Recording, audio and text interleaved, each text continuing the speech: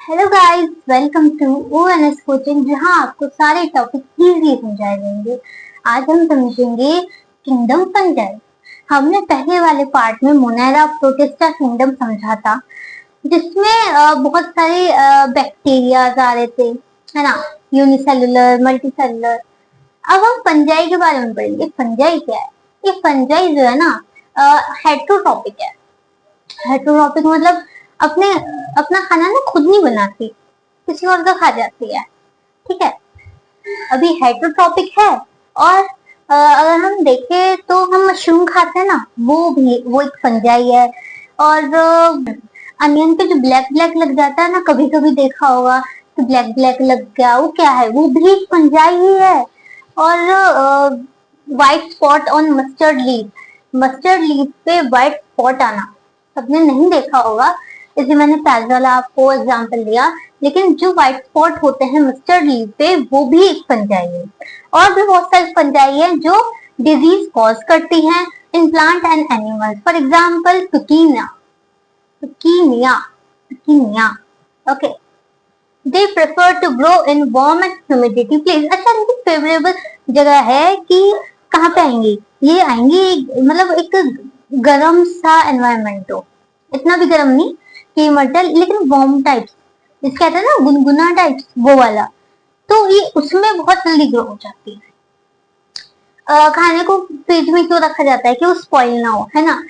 वो किससे बचा रहे? वो फंजाई से बचा रहे। ठीक। और एक और चीज, मॉइस्चर बड़ा पसंद है इन्हें, है ना। आपने देखा होगा कि जो सूखी सब्जी होती है, जैसे गोभी, आलू और भिंडी, ये सारी चीज ना खराब नहीं होती। ये सारी सब्जी खराब नहीं होती, जल्दी जल्दी खराब नहीं होती। होती तो है लेकिन इतनी जल्दी नहीं होती जितनी जल्दी रेस्ट वाली सब्जी हो जाती है ना। तो ये कहाँ पे होते हैं? Grow in warm and humidity place, ठीक, जहाँ में थोड़ा मॉइस्चर मिल रहा हो। ओके। अभी जो फंजाई है ना, ये दो तरह की होती है।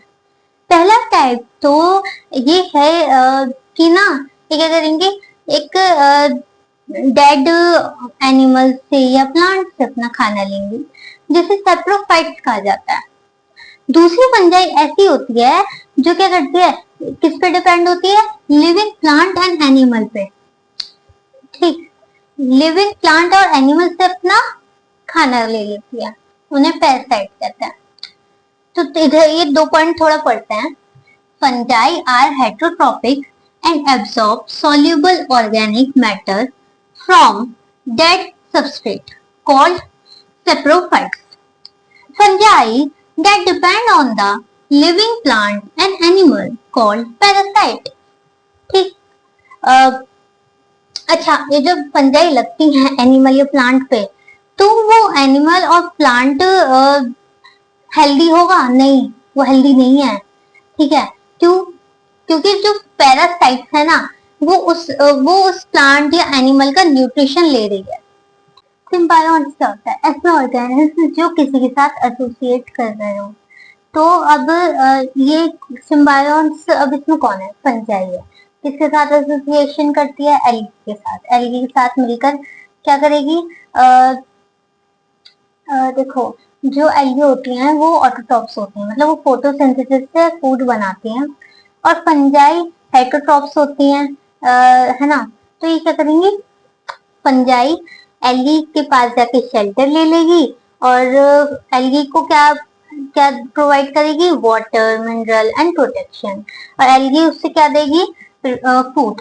ठीक है, बाय फोटोसिंथेसिस। इतना पढ़ते हैं। सिम्बायोन्ट्स, association with algae and fungi together form a symbiotic association called lichen.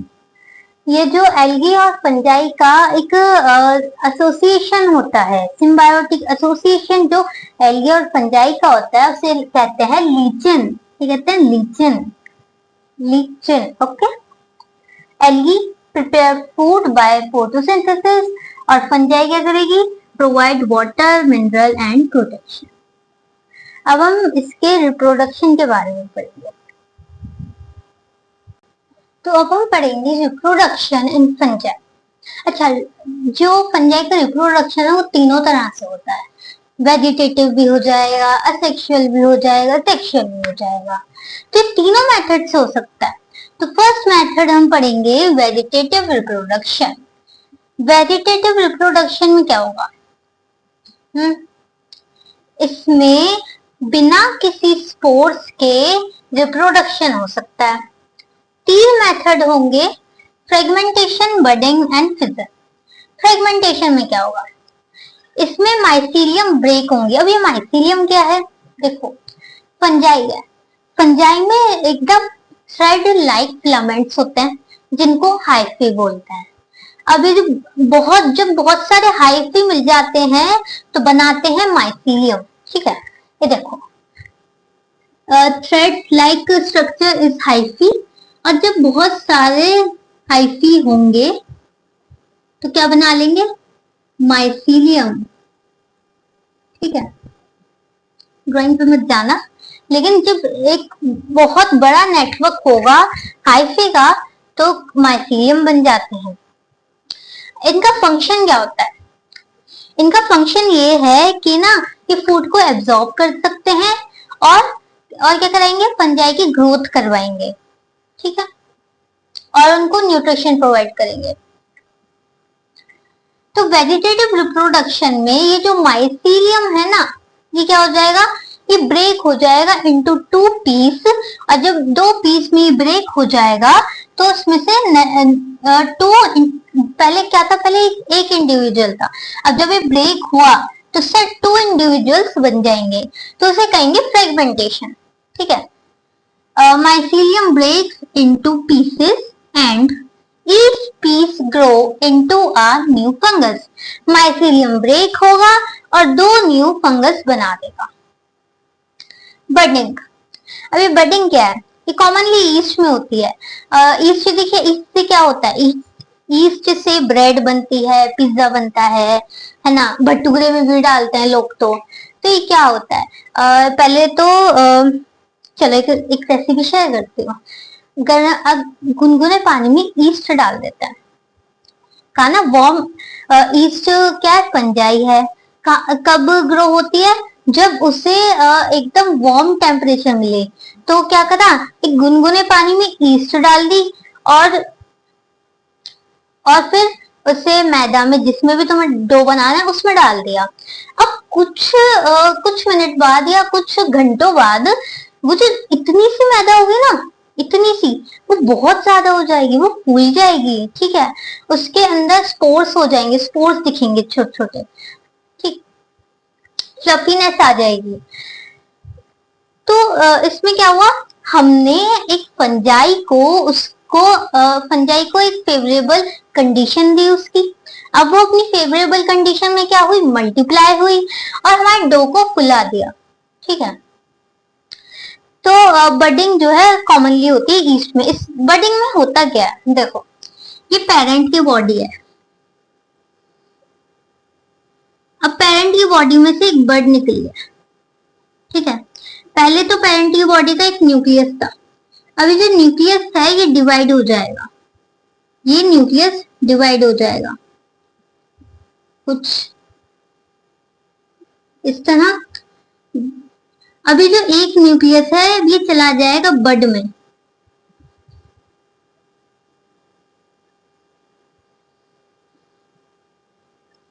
अब धीरे धीरे ये बर्ड सेपरेट हो जाएगी और क्या करेगी? न्यू इंडिविजुअल बन जाएगा। ठीक है, पढ़े। Small bud appear on the parent body. Nucleus divide होगा by mitosis. One nucleus enter the bud. जो एक न्यूक्लियस होगा वो बर्ड में आ जाएगा। द बर्ड ग्रोस, और ये बर्ड जो है वो ग्रो हो जाएगी और फिर क्या हो जाएगी? सेपरेट हो जाएगी और उससे क्या बन जाएगा? New individual. ठीक है, अब थर्ड मेथड है फिजन। फिजन में क्या होता है? पेरेंट बॉडी है, धीरे धीरे ये डिवाइड होना शुरू हो जाएगी कुछ इस तरह फिर न्यूक्लियस भी डिवाइड हो जाएगा और न्यू इंडिविजुअल बन जाएंगे। तो फिजन में क्या होगा, one cell divide into two. ठीक है, तो ये हमारा वेजिटेटिव रिप्रोडक्शन है। अब हम असेक्सुअल पढ़ने वाले हैं। तो अब बात करेंगे असेक्सुअल रिप्रोडक्शन की। इसमें स्पोर्स बनेंगे। ठीक है, अब जो स्पोर्स हैं ये इनके टाइप्स कौन कौन से हैं? तीन तरह के हैं, कॉनिडिया, स्पोरेंजियोस्पोर्स और ज़ूस्पोर्स। ये जो स्पोर्स हैं एक ना स्पेशल स्ट्रक्चर में प्रोड्यूस होते हैं, उसको कहते हैं फ्रूटिंग बॉडी। ठीक है, असेक्सुअल इतना ही था कि इसमें स्पोर्स प्रोड्यूस होंगे, वो जो स्पोर्स हैं वो असेक्सुअली रिप्रोड्यूस होते हैं। तो हम पढ़ेंगे सेक्सुअल रिप्रोडक्शन के बारे में। सेक्सुअल रिप्रोडक्शन दो गैमेट के फ्यूजन से होता है ना। इसके स्पोर्स आ जाते हैं। अच्छा, ये स्पोर्स क्या है? स्पोर्स हैं जो इनका रिप्रोडक्शन करा रहे हैं, ये सेल हैं किसके, फंजाई के। तो सेक्सुअल रिप्रोडक्शन के लिए इनके पास तीन सेल हैं, मतलब तीन स्पोर्स हैं, oospore, ascospores और basidiospore। रिप्रोडक्शन के तीन स्टेप्स है। ठीक, कि रिप्रोडक्शन कैसे कैसे होगा, तो तीन स्टेप है। पहला स्टेप है प्लाज्मोगेमी। प्लाज्मोगेमी होगा मतलब जो सेल का प्लाज्मा है ना, जो प्लाज्मा है उस दोनों गैमेट का वो फ्यूज होगा। ठीक, फिजन ऑफ साइटोप्लाज्म और protoplasm of two gamete. Gamete में भी मोटाइल और नॉन मोटाइल। जो वो गैमेट होंगे या तो मोटाइल होंगे या नॉन मोटाइल भी हो सकते हैं। ठीक है, फ्यूजन हुआ प्रोटोप्लाज्म या साइटोप्लाज्म का। अब होगी कैरोगेमी। अब कैरोगेमी में क्या होगा, देखो पहले तो प्रोटोप्लाज्म या साइटोप्लाज्म फ्यूज हो गया, उसके अंदर जो न्यूक्लियस है वो फ्यूज होगा, तो उसे कहेंगे karyogamy. Fusion of two nuclei. पहले क्या था, पहले एक गैमेट के पास उसका एक न्यूक्लियस था। ठीक है, एक गैमेट के पास उसका एक न्यूक्लियस था। ये मान लो ये मेल गैमेट है, फीमेल गैमेट के पास उसका न्यूक्लियस था। तो ये जब इनका फ्यूजन होगा तो ये 2n बन जाएंगे, जैसे कहेंगे डिप्लॉइड। ठीक, पहले क्या थे, ये हैप्लॉइड थे। पहले हैप्लॉइड थे, जब इनका फ्यूजन हुआ तो ये डिप्लॉइड बन गए, 2n बन गए। अब जब ये 2n हो चुके हैं, जब ये 2n हो चुके हैं तो अब इनका मियोसिस होगा। मियोसिस में क्या होगा, मियोसिस में 2n डिवाइड हो जाता है 1n, डिप्लॉइड से हैप्लॉइड बन जाएगा और इससे न्यू फंजाई बन गई। ठीक है, लेकिन इसमें भी एक एक्सेप्शन केस है। क्या केस है, कुछ फंजाई प्लाज्मोगेमिक के तुरंत बाद ही न्यूक्लियाई का फिजन नहीं करती। तो क्या करती हैं, वो करती हैं in some fungi nuclei do not fuse immediately after plasmogamy. Plasmogamy के बाद कुछ फंजाई में जो न्यूक्लियाई है वो फ्यूज नहीं होता तुरंत। ठीक है, तो फिर क्या होगा, जो दो हैप्लॉइड न्यूक्लियाई थे ना वो साथ रहेंगे एक ही सेल में। जो दो गैमेट के दो अलग अलग न्यूक्लियाई थे वो अभी एक साथ ही हैं, हैप्लॉइड। ठीक, नॉट डिप्लॉइड, इट्स हैप्लॉइड, मतलब 1n। This condition is called dikaryon. इस कंडीशन को कहते हैं डाइकैरियन। जब एक ही सेल में दो हैप्लॉइड न्यूक्लियाई रह रहे हो तो उसे कहेंगे डाइकैरियन। ओके, डाइकैरियन की कंडीशन क्या है, n+n। This phase is called dikaryophase. इस फेज को, ये जो अभी पूरा फेज चल रहा है, इसको कहेंगे डाइकैरियोफेज। ठीक, ये कॉमन किसमें है, एस्कोमाइसिटिस में है और बेसिडोमाइसिटिस में है। ठीक है, अब फंजाई की पहली क्लास है फाइकोमाइसेट्स। फाइकोमाइसेट्स जो होती है ये सबसे छोटी मतलब छोटी फंजाई है। ये एक्वेटिक हैबिटेट में पाई जाती है और डिकेइंग वुड पे जहाँ मॉइस्चर थोड़ा और डिकेइंग ऑर्गेनिक मैटर पे। इसकी जो बॉडी होती है वो थ्रेड लाइक होती है जिसे हाइफे कहते हैं। ये जो हाइफे होते हैं ये एसेप्टेट होते हैं। एसेप्टेट मतलब जिसमें क्रॉस वॉल नहीं होती, ठीक है। और इनका जो रिप्रोडक्शन है स्पोर्स से होता है। सेक्सुअल रिप्रोडक्शन होगा इनका स्पोर्स से। For example Rhizopus and Albugo. Second class है हमारी एस्कोमाइसेट्स। एस्कोमाइसेट्स ऐसी फंजाई है जो कि पैरासाइट होती है या डिकम्पोजर होती है। इसमें क्या होता है, इसे ना ज्यादातर सेक्स फंजाई कहते हैं। सेक्स फंजाई मतलब इसके ये जो फंजाई है ना इसके अंदर ना चैम्बर्स होते हैं कुछ इस तरह। देखो ये फंजाई है, इसके अंदर एस्कोस्पोर्स होते हैं और ये जगह से एस्काई कहते हैं। ये स्पेशल चैम्बर्स होते हैं इनके। ये काफी सारी जो ये फंजाई हैं ये मल्टी सेलुलर होती हैं, लेकिन कुछ कुछ यूनिसेलुलर भी होती हैं। जैसे ईस्ट यूनिसेलुलर है। ईस्ट क्या है? यूनिसेलुलर। और जो इसका रिप्रोडक्शन है वो बडिंग से होता है ना। Reproduction with budding. They are saprophytic, decomposers, parasitic और कॉप्रोफाइलस जो कि डंक पे ग्रो होती हैं। मतलब या तो ये सेप्रोफिटिक होंगे, डिकम्पोजर्स होंगे। डिकम्पोजर्स कौन होता है? जो डेड डिकेइंग एनिमल या प्लांट को क्या करते हैं, डिकम्पोज करते हैं, तो उसका जो ऑर्गेनिक मैटर है वो खा लेते हैं, तो उसे डिकम्पोजर्स कहेंगे। पैरासिटिक कौन थे? जो लिविंग ऑर्गेनिज्म का न्यूट्रिशन दे रहे थे, वो पैरासिटिक है। जो लिविंग ऑर्गेनिज्म का न्यूट्रिशन ले रहे थे वो पैरासिटिक थे। डिकम्पोजर्स जो डेड डिकेइंग जगह पे लगता है, तो आता है कॉप्रोफाइलस। कॉप्रोफाइलस जो कि डंग पे ग्रो हो रहे हैं। डंग डंग पता है ना, तो डंग पे ग्रो हो रहे हैं तो उससे कहेंगे कॉप्रोफाइलस। हाँ, इसकी जो माइसीलियम है वही हाइफी जो हम कह रहे थे वही तो माइसीलियम है ना। पहले वाले में असेप्टेट था, लेकिन इसमें ना सेप्टेट है। सेप्टेट मतलब इसके पास क्रॉस बॉल है, ओके।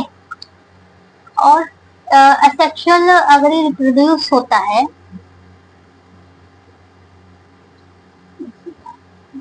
अगर ये असेक्सुअल रिप्रोड्यूस होता है तो इसके जो स्पोर्स हैं वो होंगी कॉनिडिया, ठीक है। कॉनिडिया कॉनिडिया ना क्या करेगा, आप conidia are formed externally on special mycelium. Mycelium के बाहर फॉर्म होता है, कॉल्ड कॉनिडीफोरस। कॉनिडीफोरस कहते हैं। Conidia are formed externally on special mycelium called conidiophores. ये क्या करेगा, ये करेगा ये ना जो फंजाई हैं उनको रैपिडली रिप्रोड्यूस कराएगा और स्प्रेड करेगा इजी। कैसे? थ्रू एयर, वाटर और कॉन्ट्रैक्शन, ठीक है। एग्जाम्पल आएंगे इसके पास एस्परजिलस और पेंसिल। थोड़ा सा थ्योरी पढ़ते हैं। Commonly known as sac fungi, mostly multicellular, लेकिन यूनिसेलुलर होता है, वो है यीस्ट जिसे सेक्रोमाइसिस कहते हैं, और reproduce by budding. They are saprophytic, decomposers, parasitic और coprophilous that growing on dung. Mycelium are branched and septate with cross wall. The asexual spores are conidia. Conidia are formed externally on special mycelium. Special mycelium होता है इनका जिसे कहते हैं conidiforous, जो कि help करता है। They help the fungus reproduce rapidly and spread easily through air, water. Example: Aspergillus and Penicillin. Third class आती है बेसिडियोमाइसिट्स। बेसिडियोमाइसिट्स ऐसी फंजाई है जो हम फूड में खाते हैं, है ना। मशरूम खाते हैं, ये तो है नहीं कि देखी है हमने, फंजाई देखी हमने, खाई भी है। तो ये बेसिडियोमाइसिट्स में आती है। Commonly known form of basidiomycetes are mushroom. जो बेसिडोमाइसिट्स का एक मेंबर है जिसका नाम मशरूम है, वो हम खाते भी हैं और हम जानते भी हैं। और इसमें और आ जाती है ब्रैकेट, फंजाई और पॉफबॉल, उसे ही कहते हैं। कहाँ ग्रो होती है? Grow in soil and tree stems. हमने डोरेमोन में भी देख रखा है कि ना, जो मशरूम होती है वो कहाँ पे होती है? पेड़ के स्टम्प पे होती है ना। तो grow in soil and tree stumps and in living plant. Plant में एज पैरासाइट भी रहती है। माइसीलियम इज ब्रांच, जो इसका माइसीलियम है ब्रांच होगा, सेपरेट होगा। एसेक्सुअल स्पोर्स जो होते हैं वो इनमें नहीं होते, है ना। इसमें एसेक्सुअल रिप्रोडक्शन हो ही नहीं सकता। वेजिटेटिव रिप्रोडक्शन होता है, ठीक है, फ्रेगमेंटेशन होता है उसमें। इसमें सेक्स ऑर्गन एब्सेंट होता है। इसका मतलब सेक्सुअली प्रोड्यूस हो सकता है। हाँ, कैसे? ये सेक्सुअली रिप्रोड्यूस होंगे बाय वेजिटेटिव सेल। अब ये वेजिटेटिव सेल रिप्रोड्यूस होंगे किस तरह? देखो, पहले तो वेजिटेटिव सेल लिए डिफरेंट स्ट्रेन के, उनकी प्लाज्मोगेमी कराई। प्लाज्मोगेमी जब होगी तो इनमें बना डाइकैरियोटिक माइसीलियम, ठीक है। डाइकैरियोटिक प्लाज्मोगेमी में क्या होता था कि प्रोटोप्लाज्म फ्यूज होता था, ठीक। उसके बाद एक स्टेज आती थी डाइकैरियोटिक, तो डाइकैरियोटिक माइसीलियम बना, तो बहुत टाइम तक रहेगा, है ना। एकदम से कैरियोगेमी नहीं हो रही थी, तो जो बीच का स्टेज था वो डाइकैरियोटिक था। ये जो डाइकैरियोटिक माइसीलियम है ये बनाएगा बेसिडियोकार्प। बेसिडियोकार्प मतलब फ्रूटिंग बॉडी, फ्रूटिंग बॉडी बना लेगा। जैसे मशरूम की होती है ना ऊपर बल्ब सा, कुछ इस तरह। फिर होगी कैरियोगेमी। कैरियोगेमी क्या था? जो दो न्यूक्लियाई थे वो फ्यूज हो रहे थे, ठीक। ये इनकी एक जगह है, जगह का नाम है बेसिडियम। बेसिडियम में जाके फ्यूज होंगी न्यूक्लियाई, ठीक है। फिर उसके बाद होगा इनका मियोसिस। बेसिडियम में ये 2n बन गई थी, मियोसिस में जाके जो 2n है वो डिवाइड हो जाएंगी और हैप्लॉइड न्यूक्लियाई बना लेंगी, 4, ठीक है। दो न्यूक्लियाई फ्यूज होंगी, मियोसिस जब होगा तो 4 हैप्लॉइड न्यूक्लियाई बनेगी और उससे हमारा बेसिडोस्पोर फॉर्मेशन हो जाएगा। बेसिडोस्पोर मतलब बेसिडोमाइसिट्स के स्पोर्स बन जाएंगे। उसके बाद इनका जर्मिनेशन होगा। जर्मिनेशन के बाद जो बेसिडोस्पोर्स हैं वो जर्मिनेट होके न्यू हैप्लॉइड माइसीलियम बना देंगे, ठीक है। फिर लास्ट क्लास आती है हमारे पास डिट्रोमाइसिट्स। डिट्रोमाइसिट्स को ना इम्परफेक्ट फंजाई कहा जाता है। क्यों? क्योंकि इसका सेक्सुअल रिप्रोडक्शन हमें पता ही नहीं है, या तो अननोन है या तो एब्सेंट है। Reproduce only by asexual spore conidia. Asexual spore से ही रिप्रोड्यूस होती है। माइसीलियम इसका ब्रांच है और सेपरेट है। मोस्टली सेप्रोफिटिक है या पैरासिटिक है, ठीक है। अच्छा, हमने अब तक जितने भी किंगडम पढ़े, मोनेरा हो, प्रोटिस्टा हो, फंजाई हो, एनिमेलिया हो या प्लांटे हो। अभी हमने एनिमेलिया प्लांटे नहीं पढ़ा है, लेकिन इतना तो पता है कि एनिमेलिया में एनिमल आएंगे, प्लांटे में प्लांट्स आएंगे। अब एक बात बताओ, ये जो हमें बीमार करने वाले वायरस हैं, ये कहाँ गए? ये क्या ये लिविंग ऑर्गेनिज्म है? हमें तो ये भी नहीं पता कि लिविंग ऑर्गेनिज्म है भी या नहीं। तो ये क्या खा के किंगडम बना पाएंगे अपना? इसका मतलब ये है कि एक बात बताओ, जो कोरोना वायरस था वो हमारे अंदर तो ग्रो कर रहा था, क्या वो हमारे बॉडी से बाहर निकल के भी ग्रो कर रहा था? नहीं। वो कब ग्रो कर रहा था? जब बॉडी के अंदर था, है ना। अच्छा, तो बाहर क्या वो लिविंग ऑर्गेनिज्म नहीं है? क्या वो अंदर ही लिविंग ऑर्गेनिज्म है? ये क्या बात हुई? उसे तो लिविंग ऑर्गेनिज्म ही नहीं मान जाता। मतलब ये जो वायरसेस होते हैं ये नॉन सेलुलर होते हैं, इनके पास सेल ही नहीं होते। ये डीएनए, आरएनए, प्रोटीन कोड से बने रहते हैं और इंट्रासेलुलर पैरासाइट है, पैरासाइट ही है ये, उसके अलावा ना और कुछ नहीं। मल्टीप्लाई कब होंगे? Only inside host body, host body के अंदर ही मल्टीप्लाई होंगे। और वायरसेस कौन कौन से हैं? HIV, HIV है, इन्फ्लुएंजा है, TMV है, अभी हम समझेंगे ये सारी चीजें क्या है। अच्छा, HIV का नाम सुना है? इस अभी सुना तो नहीं होगा आपने, आप अभी भी 11th में आए हो। तो HIV क्या है? HIV एक ऐसा वायरस है जो कि ह्यूमन की इम्यूनिटी को कमजोर कर देता है। ह्यूमन की इम्यूनिटी के जो सेल्स होता है ना, इम्यूनिटी वाले सेल्स, उनको ही मार देता है, उनको ही खत्म कर देता है।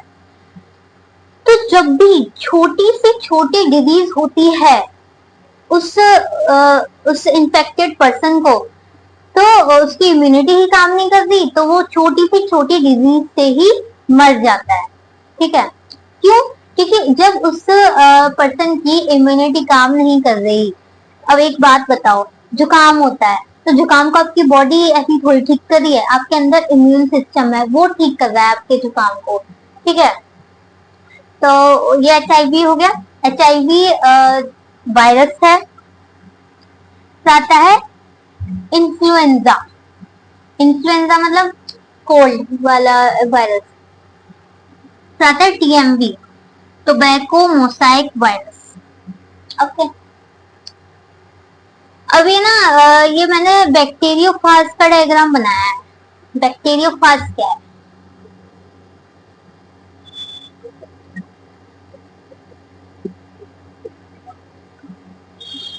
बैक्टीरियोफाज एक ऐसा वायरस है जो बैक्टीरिया को ही इन्फेक्ट कर देता है।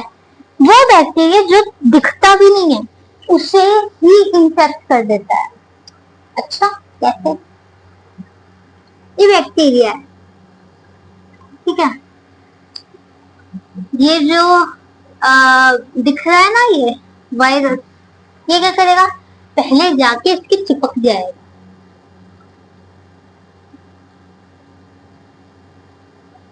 इसके जाके चिपक जाएगा। अब क्या करेगा? अब अपना अंदर भेजेगा और इधर जो इसका RNA है ना, इसका जो अब इधर RNA है वही अब बनता चला जाएगा। मतलब ये जो बैक्टीरियोफाज का RNA है ये बैक्टीरिया में जनरेट हो चुका है। अब ये बैक्टीरिया को क्या कर चुका है? इन्फेक्ट कर चुका है। तो इसको कहते हैं तुम्हारा जो है बैक्टीरियोफाज। ठीक है, क्या है बैक्टीरियोफाज?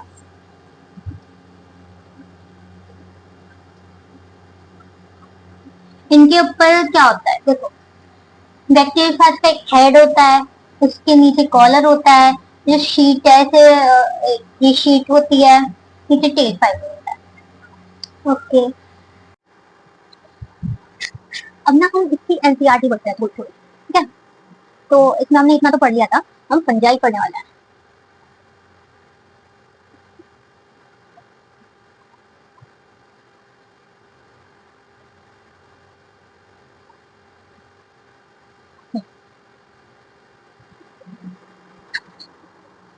किंगडम फंजाई, ये क्या कह रहा है देखो, the fungi constitute a unique kingdom of heterotrophic organism. इसमें जो ऑर्गेनिज्म होते हैं वो हेटरोट्रॉपिक होते हैं और वो ना एक डाइवर्सिटी उनकी ना बहुत अलग होती है। ठीक है, ये कहाँ पे होता है?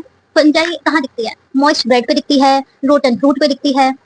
मॉइस्ट ब्रेड मतलब ब्रेड पे दिख जाएगी, ब्रेड पे ग्रीन ग्रीन होती है ना, वो फंजाई होती है। The common mushroom you eat and tooth are also fungi. White spot seen on mustard leaf are due to parasitic fungus. Some unicellular fungi yeast are used to make bread and beer. जो fungi होती है ना उसमें एक होती है east, east को bread और बियर में यूज करा जाता है, इन्हें बनाने में यूज करा जाता है। ठीक है,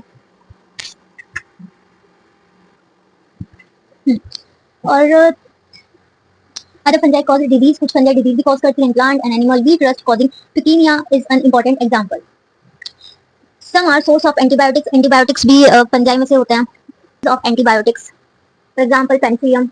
Fungi are cosmopolitan and occur in air, water, soil and on animal and plant. जो फंजाई होती है वो कहीं भी जा सकती है, एयर के थ्रू जा सकती है, वाटर के थ्रू जा सकती है, सॉइल के थ्रू जा सकती है। They prefer to grow in warm and humid place. ये कहाँ ग्रो होगी? वार्म एंड ह्यूमिड प्लेस पे। अब इसका प्रोडक्शन देखते हैं। देखो देखो ईस्ट जो होती है वो यूनिसेलुलर होती है ना। और जो फंजाई होती है वो फिलामेंटस होती है। Their body consist long slender thread like structure. इनके जो स्ट्रक्चर होते हैं वो थ्रेड लाइक होते हैं, है ना। और इन थ्रेड लाइक को हाइफी कहते हैं। हमने पहले भी पढ़ रखा है, मतलब हमें हंसी आया ना एनसीईआरटी पढ़ने, तो उन्हें हाइफी कहते हैं। अदर हैव सेप्टेट और cross wall in their have hyphae. कुछ कुछ फंजाई के पास क्रॉस वॉल या सेप्टेट कहा जाता है, वो भी होती है। और इनके पास जो सेल वॉल होती है वो काइटिन से बनी होती है, पॉलीसेकेराइड से बनी होती है। बहुत सारी जो फंजाई होती है वो हेटेरोट्रॉपिक होती है। क्या करती हैं? ऑर्गेनिक मैटर खाती हैं फ्रॉम दैट सबस्ट्रेट, तो इसलिए उन्हें सेप्रोफाइट्स कहा जाता है। और जो फंजाई डिपेंड करती हैं किसपे? On living plant and animal called parasites. They can also live as symbiotes.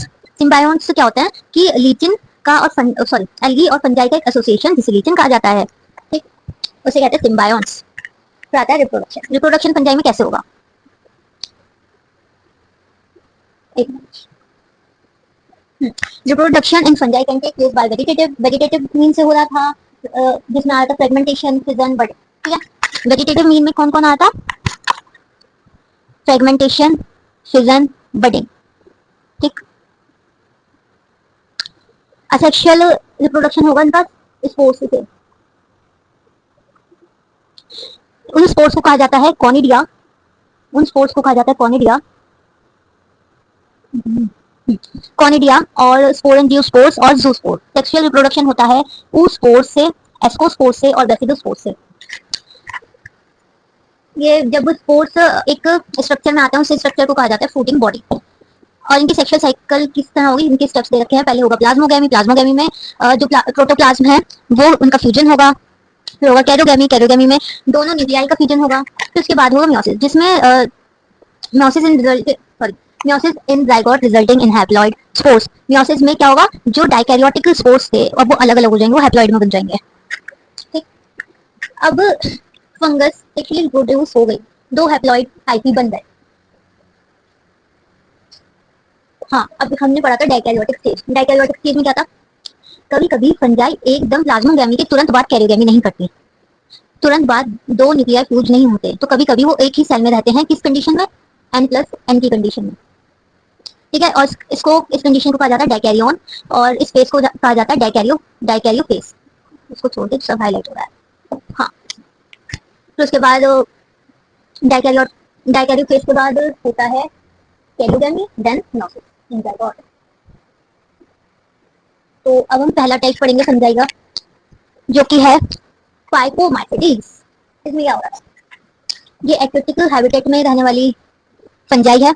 और कहाँ रहती है? डिकेन वुड पे, in moist and damp places, और as obligate parasite on plant. Plant पे पैरासाइट रहती है ये। इसका जो माइसीलियम होता है वो असेप्टेड होता है।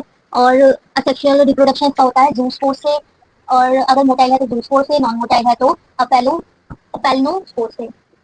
तो अगर मोटाइल तो जूस्पोर से, नॉन मोटाइल है तो अपेलोस्पोर से। These spores are endogenously produced in sporangium. ये जो स्पोर्स हैं ये कहाँ प्रोड्यूस हो रहे हैं? स्पोरेंजियम में। A zygospore is formed by fusion of two gamete. Zygospore बनता है तब जब दो गैमेट का फ्यूजन होता है। These gamete are similar in morphology, isogametes. अगर ये सिमिलर हैं तो उन्हें आइसोगैमेट्स कहा जाता है, और अगर डिसिमिलर हैं तो oogametes या अनआइसोगैमेट्स कहा जाता है। Some common example are mucor rhizopus. Rhizopus कौन सी फंजाई है? जो कि ब्रेड पे लगती है, ब्रेड मोल्ड कहा जाता है, ठीक है। और एल्ब्यूओ पैरासिटिक फंजाई है जो कि मस्टर्ड पे लगती है। आता है एस्कोमाइसिटीज। एस्कोमाइसिटीज सेक फंजाई से कॉमनली कहा जाता है क्योंकि इसमें चैम्बर्स प्रेजेंट होते हैं, अलग अलग चैम्बर्स इसमें प्रेजेंट होते हैं। इसमें ना बहुत इसमें मोस्टली फंजाई जो होती है वो मल्टी सेलुलर होती है, लेकिन एक यूनिसेलुलर है जो कि ईस्ट है। ईस्ट को कहा जाता है सेक्रोमाइसिस। These are saprophytic. ये सेप्रोफिटिक हो सकते हैं, डिकम्पोजर्स हो सकते हैं, पैरासिटिक हो सकते हैं, या कॉप्रोफिलस हो सकते हैं। कॉप्रोफिलस जो डंप पे ग्रो होते हैं।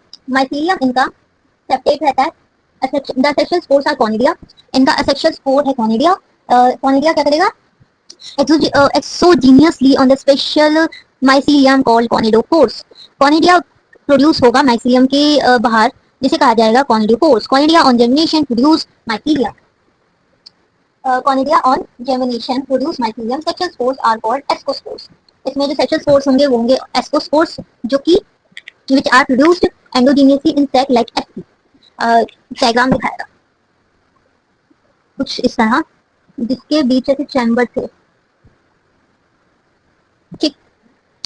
तो इसमें ना क्या होगा, ये जो सेक्शुअल स्पोर्स में जब हाँ, जब सेक्शुअल स्पोर्स आएंगे तो जो स्पोर्स कहाँ पे होंगे, इस सेक में होंगे, जिन्हें एस्की कहा जाएगा। और ये जो एस्की हैं ये अरेंज होंगे फ्लोटिंग बॉडी में, जिसे एस्कोकार्प्स कहा जाएगा, ठीक है। Sexual spores are called ascospores which are produced endogenously in sac like asci. These asci are arranged in different type of fruiting body called ascocarps।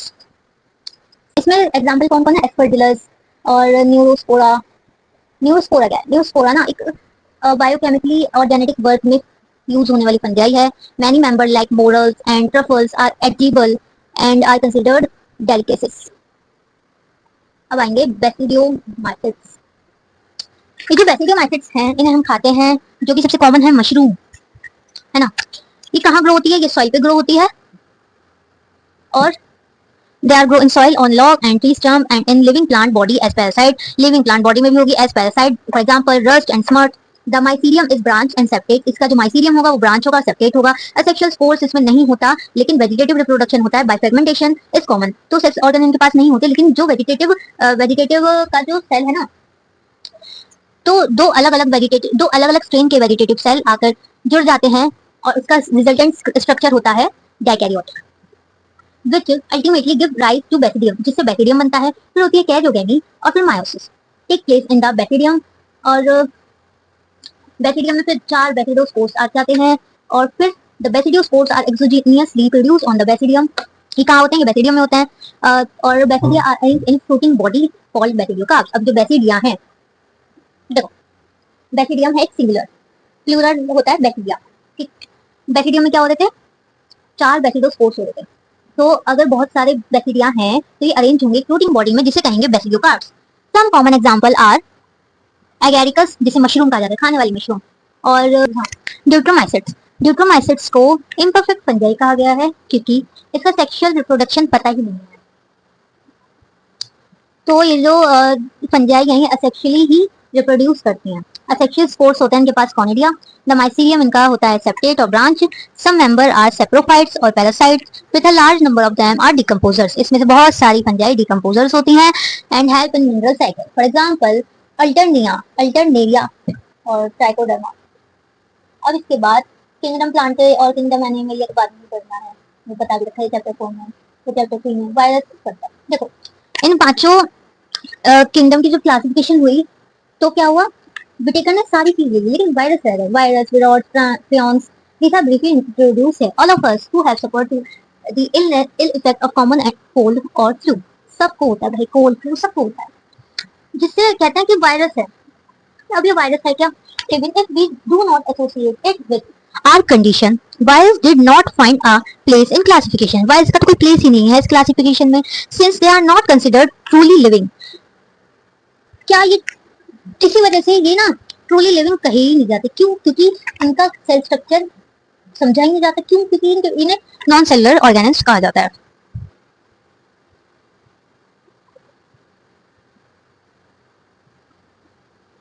Once infect the cell, they take over the machinery of host cell।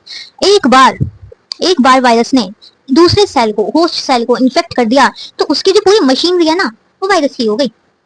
अब वो उधर ही replicate करेंगे और क्या कर देंगे, host को ही किल कर देंगे। Would you call virus living or non-living? क्या तुम वायरस को लिविंग कहोगे या नॉन लिविंग कहोगे? Virus means venom. वायरस का मतलब है वेनम। वेनम मतलब पॉइजन या पॉइजनस फ्लूइड।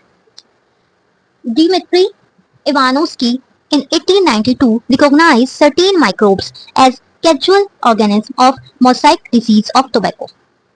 एक डिजीज होती है मोसाइक डिजीज ऑफ टोबैको, इसमें माइक्रोब्स को देखा गया। These are found smaller than bacteria। Bacteria से भी छोटे थे, because they pass through bacteria proof filter। क्यों, क्योंकि जो बैक्टीरिया प्रूफ फिल्टर था उससे भी पास होते थे, तो इसका मतलब ये था कि बैक्टीरिया से भी छोटे हैं।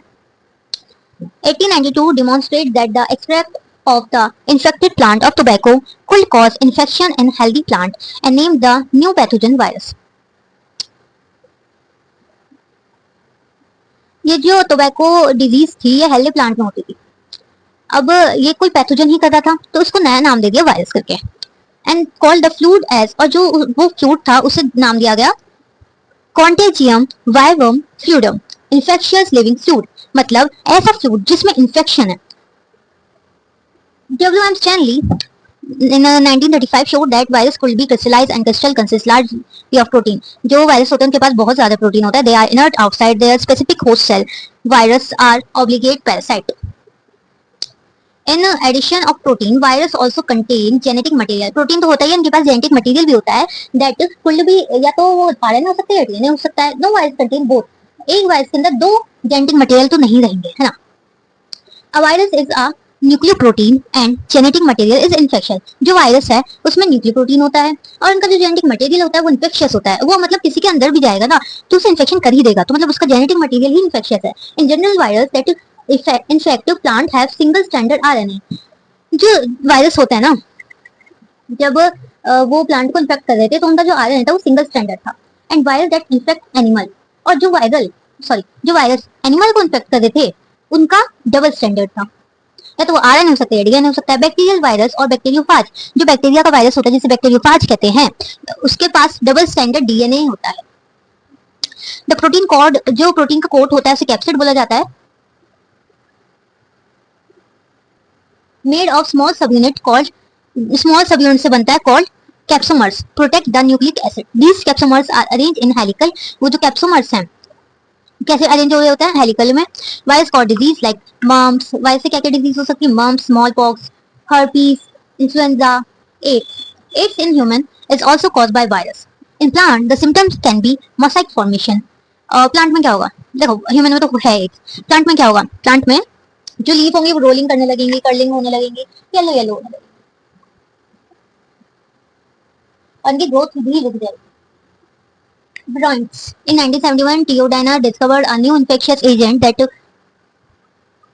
जो कि स्मॉलर थे, किससे, वायरस से. स्मॉलर थे, क्या कॉज कर देते, potato spindle tuber disease. It found to be a free RNA.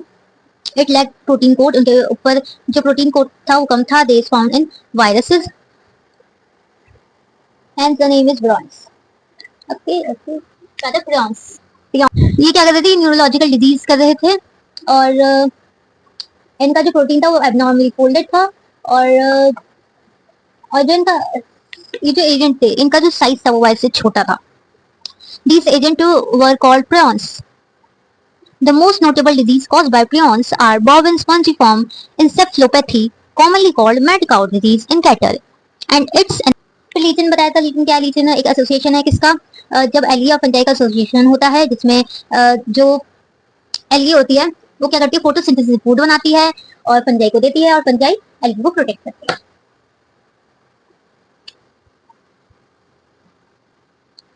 बस आज के लिए इतना ही. Thank you.